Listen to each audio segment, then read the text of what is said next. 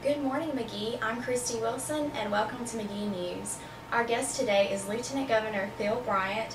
He is currently running for the position of governor for the state of Mississippi, and we're glad to have you here Well, today. thank you, Christy. Glad to be here.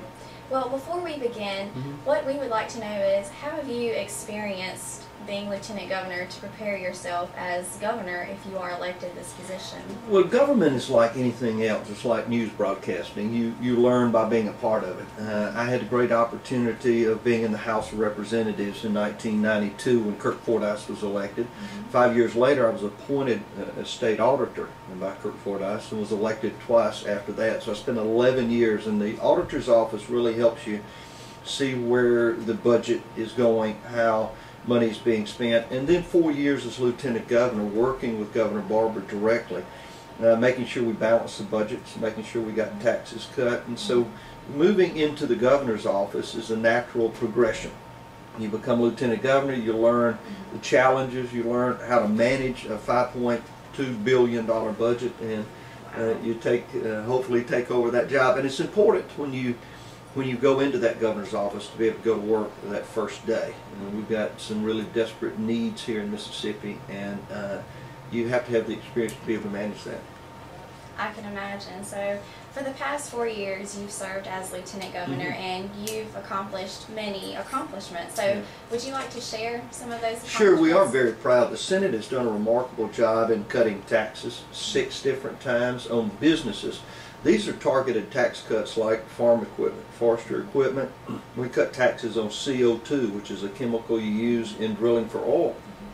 And the way that works is once you cut taxes, for example, on that CO2, the oil companies came and started investing in Mississippi. And so now we are the best state in America, according to the Fraser Institute for Oil and Gas Investments. We have a tax cut holiday. The last weekend in July, you can buy any clothing or shoes from any store under $100 and not pay sales tax on it. So it has helped stimulate the growth of clothing stores, shoe stores out in the metro area. It's like the holidays when that tax cut holiday comes. So it's a very important, and that's the way you do. You cut taxes, grow jobs, stimulate the economy. Well, I think it's time to go shopping when that holiday comes around. Absolutely. Now, you said something that caught my attention. You said you cut taxes 6 times, right. So I can imagine how you feel about taxes. Yeah. Yeah. So you've got to be careful. Just now, unfortunately, I don't think the administration, the Obama administration, understands this, but President Reagan did.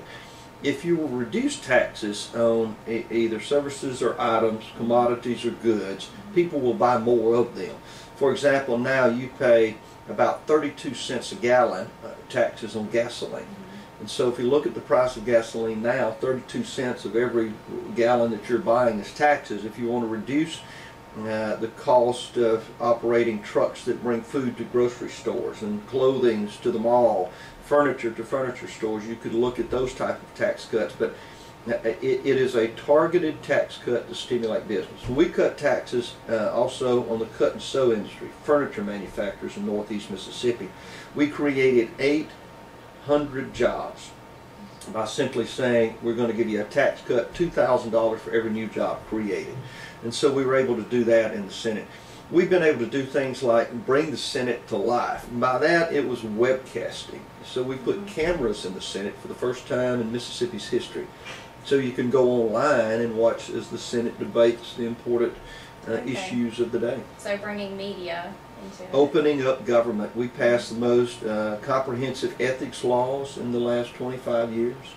And so we have to report any income we receive as elected officials online to the ethics committee, so people can know if I'm receiving money from somewhere else, where am I making it at, how much, so they'll know if anyone's trying to influence you. Yeah, that's very good to have. Now, Mr. Bryant made a proposal called the Smart Budget Act. Can you tell us about that? Sure. Smart Budget Act says you have to base your funding on performance. So if we say, for example, we want to work with the Department of Health to reduce teen pregnancy, to reduce obesity in this state.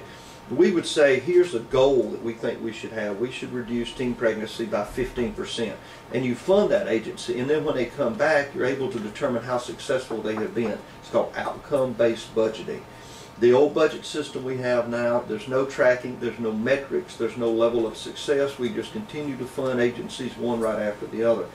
The Smart Budget Act said it's going to be based on outcome and successes, and we reward success. We stop spending money on things that don't work.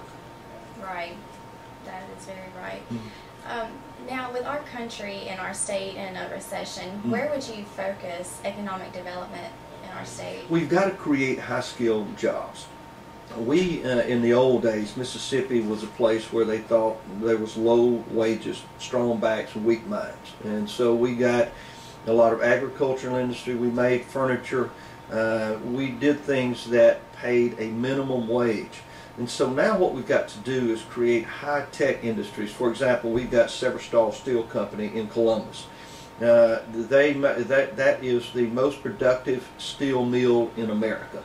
We have American Eurocopter there that makes helicopters. Now we have Twin Creeks that are making the world's finest solar panels. Kior, which is taking carbon products like pine trees and making fuel oil out of it.